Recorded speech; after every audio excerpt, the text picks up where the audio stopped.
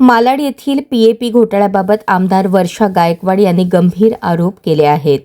या प्रकरणात कोट्यवधींचा गैरव्यवहार झाल्याचा दावा त्यांनी केला. पुनर्वसनासाठी असलेल्या जागा आणि घरं गैरप्रकाराने इतरांना देण्यात आल्याचा आरोप त्यांनी केलाय. गायकवाड म्हणाल्या, या घोटाळ्यामुळे अनेक पात्र नागरिकांना घरापासून वंचित राहावे लागत आहे. त्यांनी सरकारकडे तात्काळ चौकशीची मागणी केली असून दोषींवर कडक कारवाई करण्यात यावी अशी मागणी केली आहे. मालाड परिसरात या प्रकरणामुळे मोठी चर्चा रंगली आहे. हा घोटाळा आहे 5,000 कोटीचा पीएपी घोटाळा. म्हणजे पीएपी घोटाळा कुठला? तर मालाडचा पीएपी घोटाळा. या घोटाळ्यामध्ये आपण जर बघितलं असेल तर मूलतः नो डेव्हलपमेंट झोन म्हणून ह्याला जे आहे ते चिन्हित करण्यात आलं.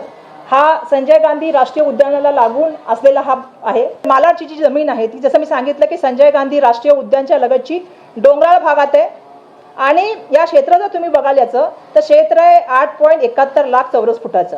हा भूखंड या ठिकाणी हा महाघोटाळा रचला गेलेला आहे. आणि हा बिल्डर कोणाला फायदा या ठिकाणी दिला गेलेला आहे कोट्यावधी रुपयाचा, तर त्या लाडक्या बिल्डरचं नाव आहे डीबी रियालिटी. भूखंडामध्ये आता याला पोलीस हाऊसिंग म्हणून आरक्षित करण्याचा निर्णय करण्यात आला.